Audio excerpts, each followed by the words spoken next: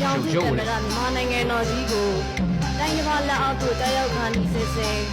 ချိန်မီကတင်ပေးနိုင်ခဲ့သည့်နိုင်ငံတကာကိုငြိမ်းချမ်းစွာချစ်ကြည်ရေးပေါ်ဆောင်ပေးနိုင်ခဲ့ပါသောကင်မရာကြီးဦးမင်းအောင်လှိုင်ဟာမိဘတပွဲကြီးညိုလေးစားစွာဖြင့်သမီးတရုတ်ဆောင်မှုတူခိုင်မှာကိုယ်တိုင်ရေးကိုယ်တိုင်ပြီးဆို၍အချင်းဖြင့်မုံပြုတ်ကြော့ကတန်ဆင်လိုက်ရပါတယ်မြမတို့ရဲ့ဖခင်ကြီးရှင်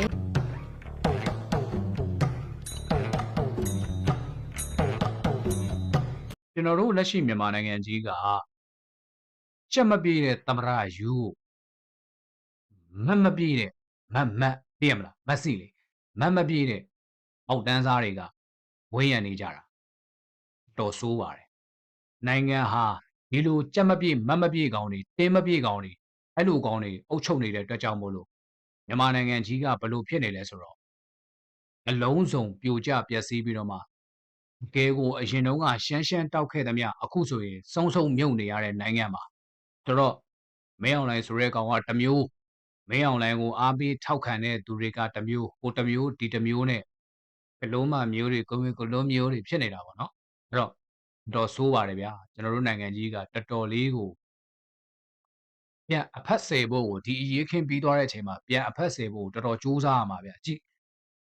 ဗီဒီယိုဖိုင်တစ်ခုပြမယ်မင်းအောင်လှိုင်ဆိုတဲ့ကောင်ကလည်းကြက်မပြည့်မင်းအောင်လှိုင်ကိုထောက်ခံအားပေးတဲ့သူတွေရဲ့သူတို့ရဲ့ဉာဏ်ရည်ဘယ်လောက်ရှိလဲဆိုတာကိုဒီဗီဒီယိုဖိုင်နာကြည့်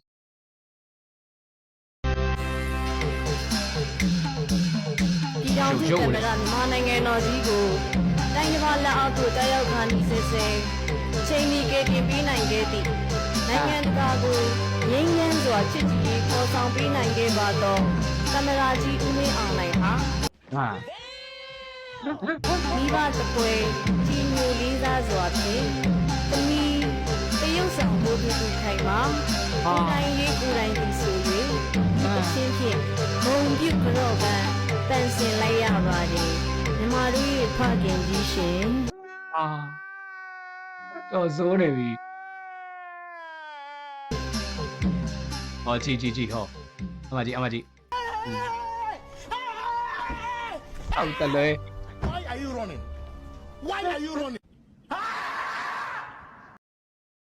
ပြောချင်တာတွေပြောရိုက်ချင်တာတွေရိုက်ပြီးတော့မှပြုတ်ရီးနေတယ်ကျမတို့ရဲ့ဖခင်ကြီးတို့ပါတော့ဖခင်ကြီးဆိုနင့်အမေနဲ့ပေးအိတ်လိုက်အဲ့တော့ဟိုဖခင်ကြီးဆိုရင်မှနင့်အမေနဲ့ပေးအိတ်လိုက်ဟုတ်ကြက်မပြေတာတော်တော်လွန်လုံးအားကြီးတယ်ဗျာသေချာကြည့်တာကျွန်တော်ကြည့်တာလူနဲ့မတူမမြစိမ့်လို့ပါလို့ ਨੇ ဆိုတော့ပုံစံတွေကလည်းကြက်မပြေလူတွေကလည်းကြက်မပြေအဲ့ဒီစစ်တပ်ထောက်ခံတဲ့ကောင်တွေကိုကြည့်လိုက်ရင်လေသာသနာအလံနဲ့ဖျားပုံတော်တင်ထားတာနဲ့သူတို့ Facebook account တွေဆိုရင်လူဟာတွေဆိုတော့ဒီလိုကောင်တွေကဒီလိုဟာကိုဝင်းရံမှာတော့မြန်မာနိုင်ငံဘလို့ဖြစ်နေလဲဆိုတော့ခင်ဗျားတို့စဉ်းစားတာကြီးတော့ဗောနော်ကျွန်တော်တို့ရဲ့ဖခင်ကျွန်တော်တို့ရဲ့မိခင်ဒီလိုခွေးတောင်စားအောင်များဗျကျွန်တော်တို့ရဲ့ဖခင်မိခင်လှုပ်ချင်သေးတယ်ဒီလောက်လို့ကျွန်တော်တို့နိုင်ငံဘာဖြစ်နေပြီလဲကြီးလေနိုင်ငံစောက်ပြတ်တတ်နေတာပဲအဲ့တော့တီရဲ့ချင်းနဲ့လဲမင်းအောင်လိုက်ဆိုတဲ့ကောင်ကောင်းတယ်ထင်နေတော့ပဲကျွန်တော်ထင်တယ်ဒီဟာမတွေဒီကောင်တွေပေါ့စက်တထောက်ခံတဲ့ကောင်တွေမင်းအောင်လိုက်ကိုဝန်းရံပါတယ်ဆိုတဲ့ကောင်တွေကျွန်တော်ကြည့်တာလေဒီကောင်တွေမင်းအောင်လိုက်နေအောင်မရောက်ဘူးဗျမင်းအောင်လိုက်နေအောင်တေချာဝင်မကြည့်ဘူးအဲကြောင့်မို့လို့ဒီကောင်တွေဟိုမင်းအောင်လိုက်ကပဲမသိတိုင်းပြည်ကိုချင်းစာသိရှိလို့ဘာဖြစ်လို့သိရမလားမင်းအောင်လိုက်ကြောင့်တိုင်းပြည်ကဘယ်လိုမျိုးတိုးတက်နေတာတော့မင်းအောင်လိုက်နဲ့စစ်တပ်ကြီးကြောင့်တိုင်းပြည်ကဘာဖြစ်နေတာတော့ကြန့်ခိုင်ရေးကြောင့်ဘာဖြစ်နေတာအမျိုးဘာသာသာသနာစောင့်ရှောက်နေတဲ့ပေါကရုံးတို့လိုဟာမျိုးတွေဟလားဝေဒတူလိုကောင်မျိုးတွေICG ကလာရင်ပန်းနဲ့မကြိုဂန်းနဲ့ကြိုမှာဆိုပြီးတော့မှကိုပြောတဲ့စကားမှမသိမပြောတဲ့စကားမှမသိ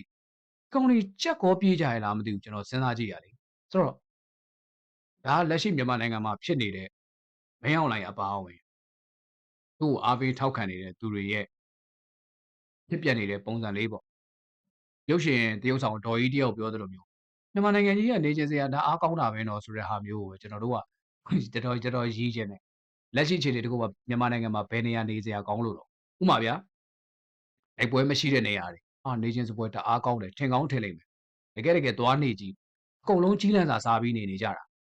ငါ့ကိုများဘယ်ချိန်များလာပြီးတော့မှပေါ်တာဆွဲမလဲဟဲ့ပေါ်တင်ဆွဲမလဲဟဲ့ဆိုပြီးကြောက်နေရတာလေ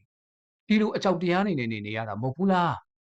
အဲ့ဒီဥစ္စာကိုအဲ့လိုဖြစ်အောင်လှုပ်ထားတဲ့ကောင်များမြန်မာနိုင်ငံကိုကယ်တင်ပေးတဲ့မြန်မာနိုင်ငံရဲ့ဖခင်ဘာဖြစ်တယ်တို့ညာဖြစ်တယ်တို့မင်းတို့တွေနော်မင်းတို့အဲ့ပါဇက်တွေကိုပြီးရတဲ့မင်းတို့ပလုတ်ချင်းကျင်းလိုက်သိလားမင်းတို့မကျင်းလဲပါဇက်ကဝဲပေါက်မဲ့ဟာတွေပြန်လို့လားကွာမြန်မာနိုင်ငံရဲ့ဖခင်ကြီးတို့ပါတော့ငါတို့နိုင်ငံမှာလေနိုင်ငံဖခင်ကဗိုလ်ချုပ်အောင်ဆန်းတယောက်ပဲရှိတယ်လက်ရှိအချိန်ထိဗိုလ်ချုပ်အောင်ဆန်းတယောက်ပဲငါတို့မြင်သေးတယ်အဲ့တော့ကြည့်ရတာလေဒီကောင်မတွေစစ်မျိုးစစ်နွယ်တွေနေမှာပေါ့စစ်မျိုးစစ်နွယ်တွေဆိုတော့ဒီစစ်ဘုံဒီစစ်ဘုံစုံမဒီစစ်ဘုံမျိုးမတို့ဘဝတွေကအစင်ပြေမဲ့သူတွေဆိုတော့ဒီလိုမျိုးမင်းအလိုလိုက်မင်းကြိုက်ဆောင်တာပေါ့ဗျာသိရမလားဆိုတော့တစ်ဖက်မှာအဲ့လိုဟာတွေကအဲ့လိုမျိုးဒီကောင်ဘောမပေးတော့လဲမြောက်ပေးတော့လဲဟိုကောင်ကဝေးတောင်ကတော့တာပေါ့သွားလိုက်တဲ့နိုင်ငံတွေဘာတွေပြောလို့ပြောမှလည်းမသိဘာတွေလုပ်လို့လုပ်နေမှမသိဟိုတရုတ်နိုင်ငံသွားတယ်တဲ့သူတို့သူ့တာလှုပ်ထားတဲ့အင်အားစီမံကိန်းတွေနဲ့ပတ်သက်ပြီးတော့မှနိုင်ငံရချားကိုရှိနေတဲ့နိုင်ငံသားတွေကိုရင်းနှီးမြှုပ်နှံမှုခေါ်တယ်တဲ့အားရစရာကြီးတရားမှမလာဘူးဘယ်လိုလုပ်လာမလဲခင်ဗျားရတယ်မင်းအောင်လိုင်းဆိုတဲ့ကောင်စောက်ဘောလေစောက်ဘောကမွေးထားတဲ့တာအောင်ပြေစုံဆိုတဲ့စောက်ယူလုပ်တဲ့အရာစီမံကိန်းဘယ် business man လာမလဲဘယ်စီးပွားရေးလုပ်ငန်းရှင်ကလာမလဲဒီကောင်တွေတသက်တာမှာစီးပွားရေးနဲ့ပတ်သက်ပြီးတော့မှဘာသိခဲ့လို့လဲဒီကောင်တွေကဘာနားလေခဲ့လို့လဲဟိုအပင်မြင်ခုတ်ရောင်းဒီတဘာဝဓာတ်ငွေတွေ့ဟိုထိုးနိုင်ငံထိုးရောင်းဒီနိုင်ငံထိုးရောင်းနေဒီလိုမျိုးရောင်းစားရင်းနဲ့မှပဲကြီးပွားလာတဲ့ကောင်တွေလေကဲစစ်တပ်ဘက်ကိုလည်းကြည့်အောင်ဖဖကနေပြီးတော့မှခမရဘောမပြီးတော့မှနော်ဘာနဲ့အဘအကြိုက်ဘာတွေအကြိုက်လုပ်ပြီးတော့မှတို့အထက်ရာရှိတွေကိုနီးမျိုးစုံဖားပြီးတော့မှအရာရှိဖြစ်လာတဲ့ကောင်တွေကြီးပဲဒီချင်းရှိတက်လာတဲ့ကောင်တွေကခင်ဗျလက်ချိုးရည်လို့ရတယ်အဲ့တော့ဘာဖြစ်လဲဆိုတော့စစ်တပ်ဆိုတဲ့ဟာကလေကောင်းတဲ့သူတွေကနဲနေတဲ့အတွက်ကြောင့်မို့လို့မကောင်းတဲ့ကောင်တွေများနေတဲ့အတွက်ကြောင့်မို့အဲ့ဒီလူတွေပါရောပြိုပြီးတော့မှမကောင်းသလိုပြောခံနေရတာဒါမဲ့အလုံးစုံတွေးကြည့်ရင်တော့အားလုံးမကောင်းလို့ပါမကောင်းတာကိုမကောင်းမှန်းသိရတာနဲ့မကောင်းမပြောဘူးလေပြည်သူပေါ်မှာမဟုတ်တာလုပ်နေမှန်းသိရတာနဲ့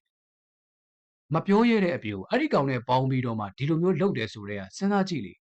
မဖက်မှာဒီကောင်တွေကဒီမင်းအွန်လိုင်းလို့ပါတော့စစ်တပ်ထောက်ခံတဲ့ကောင်တွေကဒေါ်လာရေးကြောင်း PDF တွေကြောင်း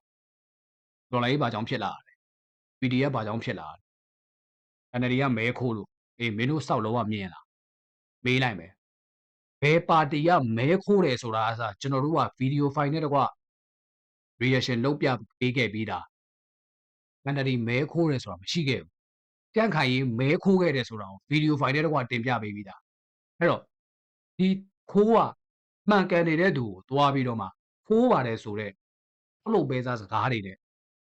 အချိန်မရွေးအာဏာသိမ်းလို့ရတယ်ဆိုတော့သူတို့ရဲ့ဒီစောက်ရေးမပါတဲ့ဒီ2008ဖွဲ့စည်းပုံခြေခံဥပဒေတွေပါတယ်ညာတွေပေါ့ဗျာဘောင်းစင်ကြီးတွေတက်ပြီးတော့မှအာဏာသိမ်းပလိုက်တယ်နော်အာဏာထိလိုက်တယ်ထားပါတော့သူတို့ဘက်ကတော့ဗဇက်ကတော့သိရမလားဖာတယ်မဗဇက်လိုပဲမျိုးစုံပြောတယ်လောက်လိုက်တယ်နိုင်ငံဘာဖြစ်သွားလဲ9နှစ်အတွင်းမှာ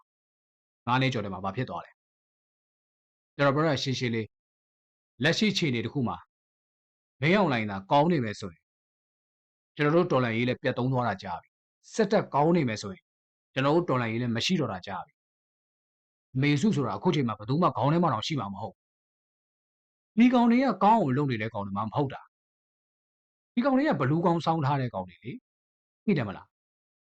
ပြောချင်တာကဘာလဲဆိုတော့ဘလူးကောင်းစောင်းထားတာတော့မှနောက်ွယ်ရုပ်ကလှသလားဆိုတော့နောက်ွယ်ရုပ်ကလည်းမင်းကူးသားလိုရုပ်မျိုးပြောချင်တာရုပ်ကိုပဲပြောတာနော်မင်းကူးသားကပပဝတီလိုလူမျိုးတော်ယူခဲ့တာထားလိုက်ဆိုတော့အဲ့လိုစောက်ကြက်တည်မရှိတဲ့ကောင်တွေကဒီလိုမျိုးတွေနိုင်ငံကိုအုပ်ချုပ်လိုက်တော့ဘာဖြစ်သွားလဲနိုင်ငံပျက်စီးသွားတာပေါ့ခင်ဗျားကလည်းအခုleast developed country ဆိုရဲကမ္ဘာအစေအရဲဆုံးနိုင်ငံတွေထဲမှာတော့စောက်ကြွေးထူသုံးနိုင်ငံတကယ်အစင်းရဲဆုံးနိုင်ငံကျွန်တော်တို့နိုင်ငံပါလေအဲ့ဒါဘယ်သူတွေကြောင့်လဲခင်ဗျား MA စုကြောင့်လည်းမဟုတ် NLD ကြောင့်လည်းမဟုတ်ဘူးနော်ဒီအဆက်ဆက်ကဒီကောင်တွေစစ်အစိုးရစစ်တခိုးတွေကြောင့်မအေးဘေးတွေနိုင်ငံတကာကိုသွားပြီးတော့မှချင်းငွေတွေသွားချီးပြီးရင်ပြန်မဆက်နိုင်ဒီကောင်တွေကြောင့်ပဲလေအဲ့ဒါတွေလည်းမြင်ရောမြင်ကြရလားမသိ သူ့ဘောက်ကိုအေးစစ်စစ်နေနေမှာလူတစ်ယောက်ကိုတဲ့တစ်ယောက်ကို9သိန်းအကျွေးတင်နေပြီဆိုပြီးတော့မှနိုင်ငံပိုင်သတင်းစာကနေဖော်ပြခံရတဲ့မြန်မာနိုင်ငံသားတွေဘဝခင်ဗျားတို့အဲ့ဒါမှမနာတတ်ဘူးဆိုရင်တော့ခင်ဗျားတို့ကလူမဟုတ်တော့ကျွန်တော်တို့ကလူအသိစိတ်သက်ရှိလို့ဒီခွေးတောင်းသားတွေကိုတော်လန်နေတာမတော်လန်တဲ့သူတွေကိုလူအသိစိတ်သက်မရှိဘူးလို့ပြောချင်တာမဟုတ်ဘူးနော်တချို့တွေကရင်ထဲမှာရှိတယ်ကိုမိသားစုစားဝတ်နေရေးကိုရဲ့မိသားစုလုံးမှာကိုမအလုံးမလုပ်ဘူးဆိုရင်မစားရတဲ့စားရတော့မဲ့မိသားစုတွေရှိတဲ့တဲ့ကြောင့်မို့လို့ဒီဘက်ကိုမပါနိုင်တဲ့သူတွေအများကြီးအမှုပညာသမားတွေကနေစပြီးတော့မှအကုန်လုံးအောက်ခြေလက်လုံလက်သားပြည်သူအစုံကိုချင်းစားတယ်ဒါပေမဲ့လက်ရှိအခြေအနေတစ်ခုမှာတော့ဒီကောင်တွေကိုခင်ဗျားတို့ဆက်ပြီးတော့မှမတွန်းလှန်ဘူးဆိုရင်ခင်ဗျားတို့ကျွန်တော်တို့ဘဝတွေမတွေးရစရာဆိုတော့စောက်ယူအုပ်ချုပ်တဲ့နိုင်ငံမှာစောက်ဘောတွေများတယ်လို့ကျွန်တော်တို့ကအထင်မခံနိုင်ဘူးဒါကြောင့်မို့လို့ကျွန်တော်တို့ဒေါ်လာရေးကိုလုပ်နေတာတစ်ဖက်မှာအဲ့ဒီခုနကလိုမျိုးမမြစိမ့်လို့ကောင်မတွေလည်းအများကြီးရှိတယ်စစ်တပ်ဘောမှပြီးတော့မှလူဖြစ်ပြီးတော့မှလူစိတ်မရှိတဲ့လူတလိမ့်ဆန်တွေလည်းရှိတယ်ဆိုတော့ဘလာတာကြီးကမိသားစုတွေကိုသိအောင်တင်ပြပေးတာဖြစ်တယ်ဆိုတော့လူစံမမီတဲ့ကောင်အုပ်ချုပ်တဲ့နိုင်ငံမှာကျွန်တော်တို့ပြည်သူတွေကိုလည်းတခြားနိုင်ငံကနေပြီးတော့မှတခြားနိုင်ငံမှာရှိနေတဲ့ပြည်သူတွေကလူစံမမီဘူးလို့ပြောမခံနိုင်ဘူးကျွန်တော်တို့မြန်မာနိုင်ငံဟာတကယ်ကိုအရေးချင်းရှိတဲ့ခေါင်းဆောင်တွေအများကြီးထွက်ခဲ့တဲ့နိုင်ငံ